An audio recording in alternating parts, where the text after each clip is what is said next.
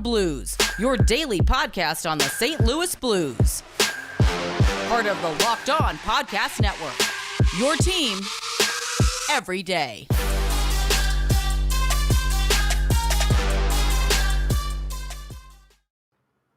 Ladies and gentlemen, welcome back to another edition of the Locked On Blues podcast, part of the Locked On Podcast Network.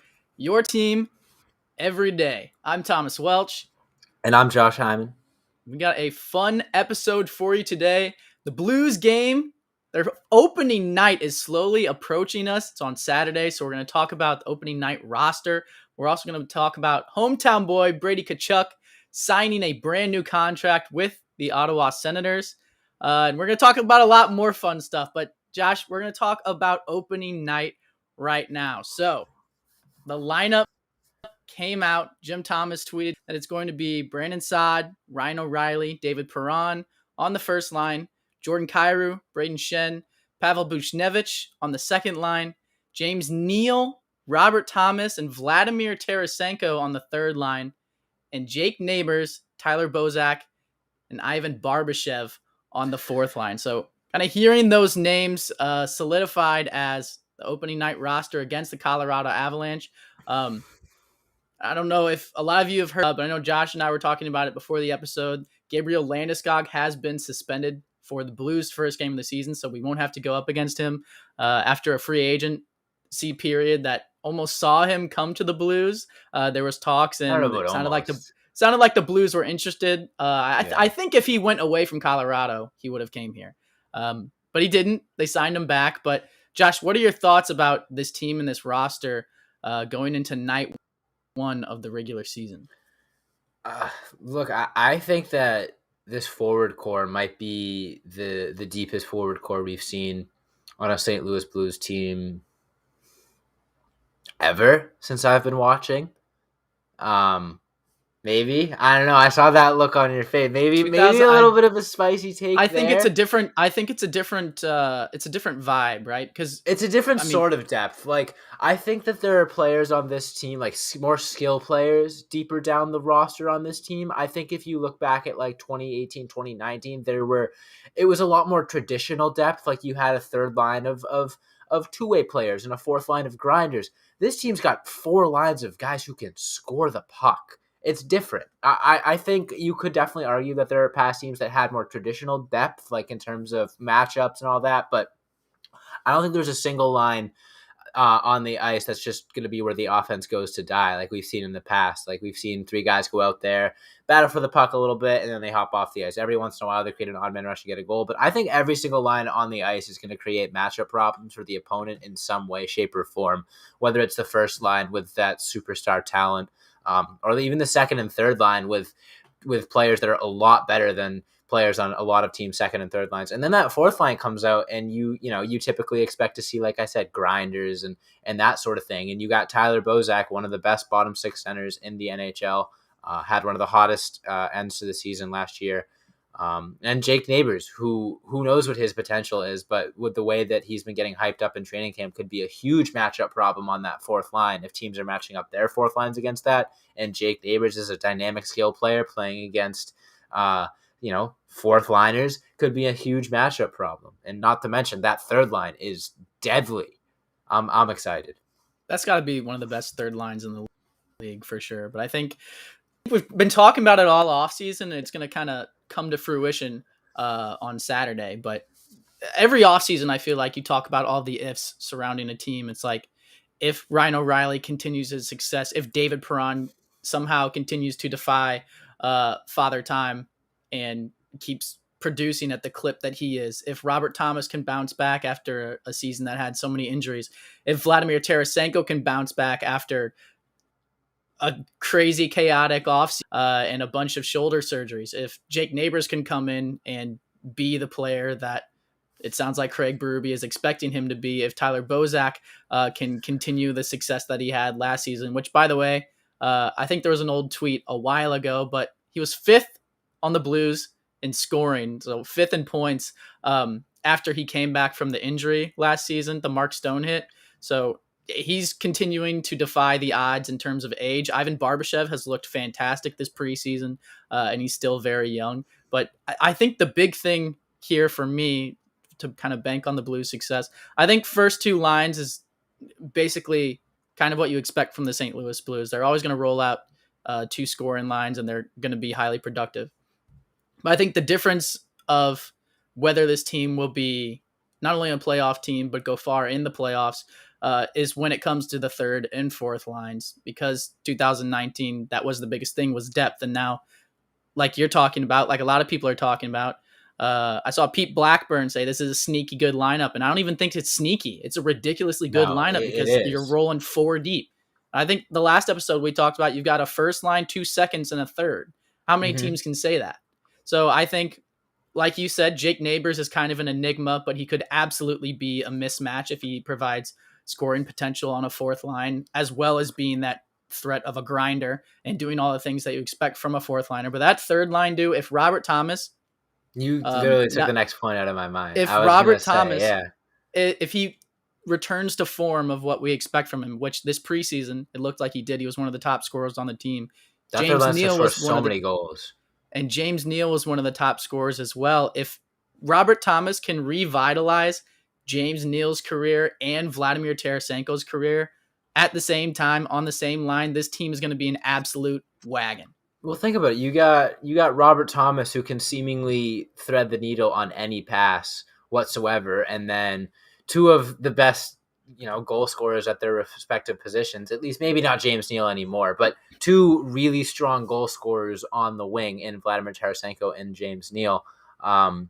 Just huge potential there for him to build up his confidence in the passing game, sliding it over to James Neal and that quick wrist shot, that quick snapshot, and Tarasenko as well. Obviously, with the circumstances of James Neal being a PTO guy and who knows what's up with Tarasenko, I don't know if that's going to be the line for the long term, those three. But what a way for Thomas to start building some confidence in his playmaking than to play with two of the best veteran goal scorers in this league.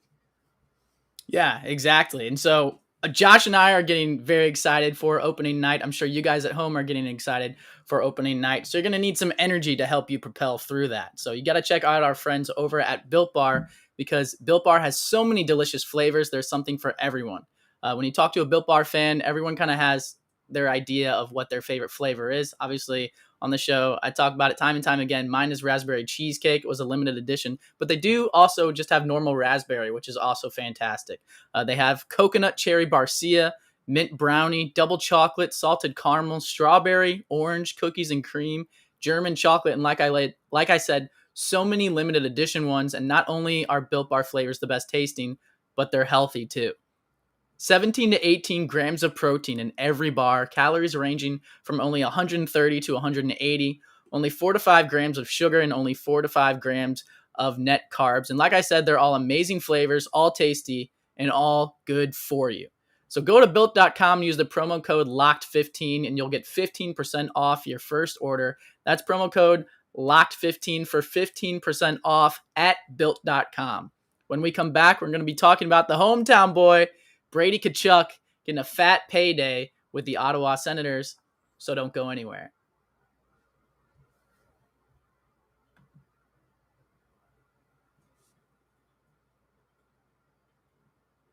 All right, Josh, so it was reported earlier today that the time has finally come. Both sides have kind of put their rifles down, put their arms down, and said, hey, let's bring back Thumb Boy, Mini Walt, if you will. Brady Tkachuk to the Ottawa Senators, 7 years for $57.5 million. That's an average annual value of 8.2. Josh, how do you feel about this signing? Not only from a Blues fan standpoint, because we can talk about that all day long, but how do you feel about it from a hockey standpoint? And do you foresee Brady Tkachuk being named captain this season? Yeah, I think the writing's on the tea leaves for that one. Senators are an organization that's needed some identity for a long time. Things have been very rocky in Ottawa for the last decade or so, pretty much ever since that near cup run that they had going. It's the wheels have absolutely fallen off the wagon for the Ottawa Senators, and I always have a soft spot in my heart for most of the Canadian teams, just because those fans are so passionate. They deserve to see good hockey, and we haven't had a Canadian team win a Stanley Cup in 20 plus years. So I'm always going to be a little sympathetic, empathetic towards the Canadian teams, and seeing a team like Ottawa, a fan base that has suffered so much, get a potential generational talent, a guy like Brady Tkachuk, and a guy that clearly loves the game. Great locker room guy, great team guy, and just an overall great player to have on your team. It was tough to see him go through those negotiations. You didn't want him to sit out any of the season because he's such a fun player to watch. So seeing them lock him up, as much as it's painful to know that we're not going to get our pipe dream of the Tkachuk brothers on the same line with Robert Thomas in the middle, unfortunately, we're going to have to wait a couple years on that one. But no, it's great. I think the Tkachuk family has a long way to go in this sport. That's going to be a family name that's going to be talked about for a long time. And Brady and Matthew are just starting to carve their way into the lore of the NHL. And I'm excited to see what Brady can do. Matthew as well. I hope we can see some matchups between the two of them this year. Now that Brady's got the bag, it should be interesting. I'm excited. And Matthew is a noted big Tom Brady fan, so I'm sure you guys will have something to talk about that in the event that you ever meet. But I will say, that'll be the first thing I will say. Hey, so Tom Brady, yeah, bro, a little elbow jab, yeah. But no, what I will say about Brady Tkachuk is obviously think the world of him as a hockey player. He deserves every bit of that money.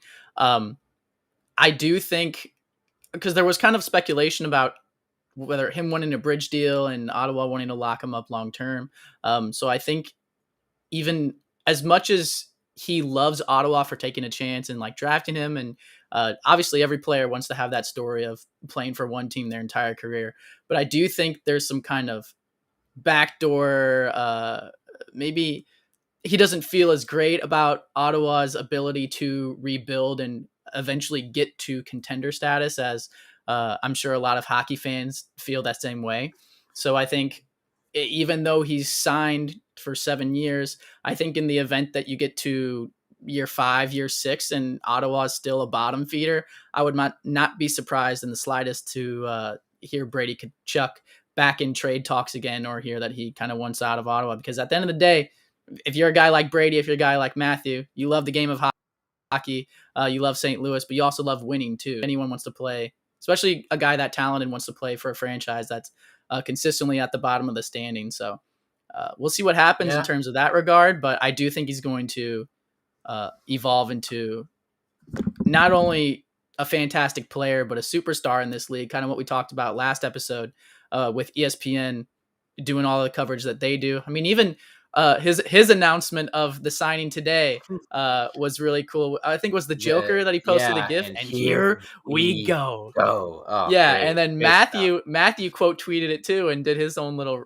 recap on it. So I think, like we said, this entire season, and especially now that we've actually gotten a taste of it, ESPN is doing wonders for this league. And I think ESPN didn't even really have anything to do with that, right? But I feel like the players now have an idea that they're being supported in their coverage and that ESPN wants them to become superstars, right? Yeah, I think that they're excited at the prospect of sort of the NBA treatment. Obviously it's tough because the NBA is a very superstar driven league. There's, one guy per team. But I don't know if you were watching TNT yesterday, but they had a whole bit where Paul Bissonnette was calling up the TikTok trend where you call somebody and go, "Hey, sorry, I can't talk right now." He was doing that. He called up Patty Maroon. So they're turning Patty Maroon into a face of this league. Ryan Reeves has gotten his fair share. So it's not just the big superstars, and that's the thing that's unique about the NHL is that sort of that hockey culture. It's every single guy in that locker room is probably one of the funniest people you would ever meet in your life, just because that's the hockey culture. You got a lot of funny people in that locker room. So starting to get a taste of that, maybe seeing guys that you didn't really think had the biggest personality, the biggest voice, all of a sudden cracking jokes and stuff. It's awesome. I mean, they put Charles Barkley into goalie gear on TNT, and that was one of the funniest things I've ever seen. And that was the first TNT broadcast this year. Who knows? The sky is the limit. And I think the players are excited about that. Yeah, you had the greatest player of all time ripping shots on Charles Barkley with minimal padding. I think that was hilarious. And also He puts the pad on the first one. He goes, "So where's my 5-hole? Everyone always says I should watch my 5-hole. Yeah. Where is I that?" was like, what is happening right now? And Panger actually told him, watch your 5-hole. Or I know he said, show him the 5-hole and then close it real fast. He's like, "What does that mean?" So just great advice from Panger. But I think also, I think it was the Blues that tweeted out, like, what kind of content would you guys like to see? And they tweeted it out in the offseason. One of the biggest things I wanted to see was mic'd up players, because I feel like hockey has kind of dabbled in that for a while now. But it's been mostly like individual teams and like practices, and like I think the Avalanche did it when they played Vegas Golden Knights in the outdoor game. Like stuff like that was cool, but it wasn't very prevalent. ESPN said, let's mic up 5 players in the first 2 days. And like, I think it was Marc-Andre Fleury was mic'd up when a shot rang off the post, and he goes, woo! And immediately rubs it, does his little thing. Pat Maroon was mic'd up. TJ Oshie was mic'd. Like, you're getting all of the guys who have that superstar potential that has kind of always been talked about in like athletic art, like in circles of hockey, but never talked about in broad daylight or on social media or on an actual broadcast, like the way that it should be. And I think ESPN's diving into that right now. Yeah, like I said, the sky is the limit. ESPN broadcast is great. The camera angles are seamless. That see that drone shot that they did, I felt like I was like on the ice during that. It's they clearly know what they're doing. And the other element of it is they're not just dipping their toes in. They're going full throttle right away. There's no hesitation. Like, oh, we've never covered hockey before. What should we do? There's no hesitation. They're saying we're confident that this is gonna work. They're kind of shoving it down our throats a little bit, and I love that because I'm so used to hockey marketing being timid and passive, and like seeing like one David Pastrnak Dunkin' Donuts commercial. Now they're like doing TikTok trends and putting Charles Barkley in goalie gear and miking up players during the game. It's aggressive marketing, and I love it. It's what I didn't know I've been missing with hockey for so long. It's gotten me so much more excited. I'm not one that typically just sits down and throws on Blue Jackets Coyotes, but tonight they were on, and I'm like, screw it. There's more hockey on. I'll watch that. It's gotten me excited, and I would consider myself a very passionate fan. I can only imagine what it's doing towards the casual fans, or maybe people that haven't really even considered watching hockey before. Exactly. I literally just subscribed to ESPN Plus yesterday, and I found out that there's a quad feed. So it splits your TV into 4 sections, and you can watch 4 hockey games at once. So it's safe to say how does one acquire this quad feed? You just go on the shows and then you go back, and I don't really know, but I do know that ESPN is back and better than ever, and so is Bet Online, because all eyes are on the gridiron as teams are back for another football season, and all eyes are on the ice as well. Like I just said, you got a quad feed going for the NHL season as well. So as always, Bet Online is your number one spot for all pro and college football and NHL hockey action this season. With a new updated site and interface, even more odds, props, and contests, Bet Online continues to be the number one source for everything football and hockey. So head to the website or use your mobile device to sign up today to receive your 50% welcome bonus on your first deposit. And don't forget to use the promo code LOCKEDON to receive your bonus.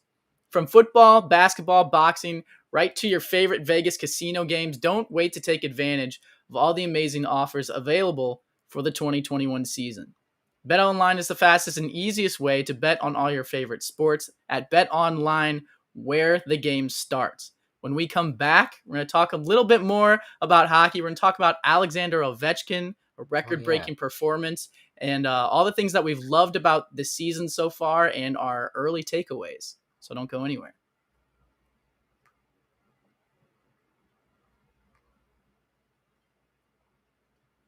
All right, Josh. So Alexander Ovechkin, a lot of people were wondering if he was going to break Wayne Gretzky's goal record. It seems like he's kind of on pace in 2 or 3 seasons if he does play that long. And they were like, he's starting off the season with a little bit of an injury. Maybe that's Father Time knocking on the door, and he won't be as successful this season. And first game, pots 2 of them to pass Russian up. Machine doesn't break. To pass up Marcel Dion. And he's 10 away from Brett Hull, Blues legend. So do you think that Alexander Ovechkin breaks the overall goals record? And what kind of season are you expecting from him, Josh? Yeah, I do. I forget who said it on the broadcast the other day. But they're basically reiterating what the Capitals GM said. And I believe Ovechkin just signed a 5-year deal to take him till he's 41 or something like that. Sounds right. And I think the Caps GM said something along the lines of he's not going to say that he signed this deal to break Gretzky's record in the next 5 years, but he signed this deal to break Gretzky's record in the next 5 years. Obviously, Ovechkin's a humble guy. He's not going to go out there and say it, but he knows it is one of, if you went back 10 or so years and looked at hockey forums where people say, oh, what are the most unbreakable records in sports? Gretzky's name gets thrown up there all the time. This is one of those records that I think was deemed unbreakable. And the fact that we're watching a player of Alex Ovechkin's gravity get this close, and after having won a Stanley Cup and, after playing with the same team for his entire career, it is truly storybook. And I really hope that he breaks the record. And I think that he does.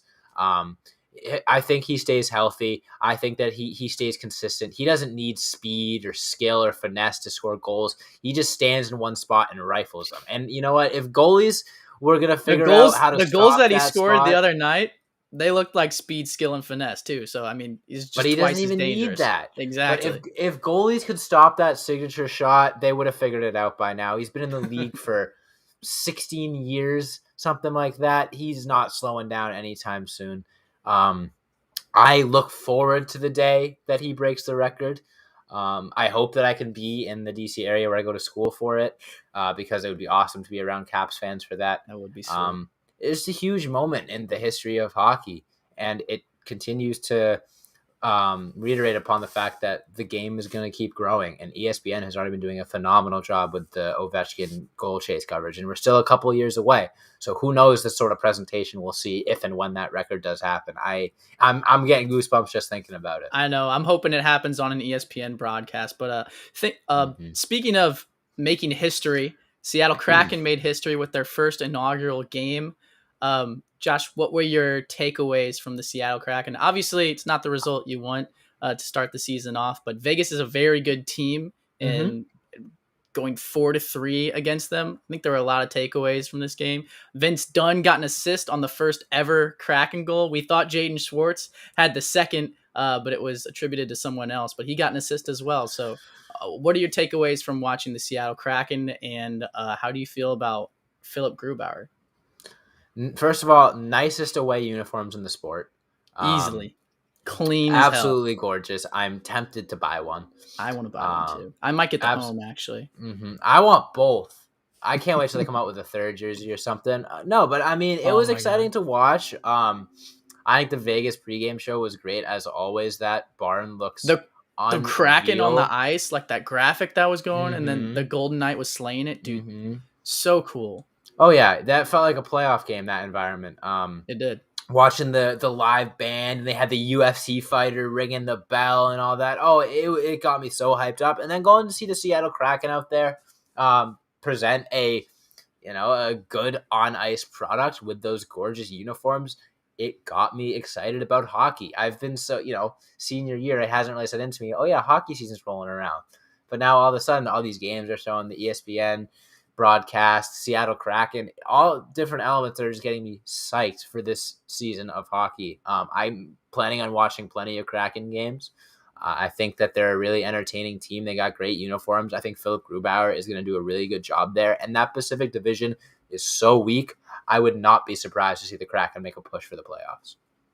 I wouldn't be surprised to see him make a push for the playoffs, but I do think I don't know if Grubauer is going to get exposed. That seems like a harsh way of saying it, but I do think they're going to have to rely on him a lot more than he was relied on in Colorado, and he might struggle because of that. But like you said, dude, cleanest aways in the league. They got to be top 5 in terms of in cleanest homes. So right off the jump, the jerseys are fantastic. From what I've seen of the stadium looks incredible. They're just doing everything right now, and like I said, obviously you'd love to start off the season with a win against the Vegas Golden Knights, but I do think they kind of established a little rivalry because their socials were going at each other. And being the two new kids on the block, how can you not have a preset rivalry, So I think I'm with you that as much as I've loved this early stretch of the hockey season so far, it hasn't really kicked in yet that the season has started. I think on Saturday when the Blues play, that switch is going to be flipped, especially since we're playing against Colorado after what they just did to us in the playoffs. If we win, I am going to be so obnoxious. But what else is obnoxious is it sounds like we're out of time. So thank you guys so much for tuning in to the Locked On Blues podcast. Make sure you hit that follow or subscribe button on whatever platform you're currently listening to, and smash that subscribe bell on YouTube. That way you never miss an episode and you can listen to us live like you are right now. So follow us on Twitter, Instagram, Facebook, and TikTok at Locked On Blues. You can follow me on Twitter at 1215. You can follow Josh on Twitter at Josh Hyman NHL. Thank you guys so much for listening. And as always, let's go Blues.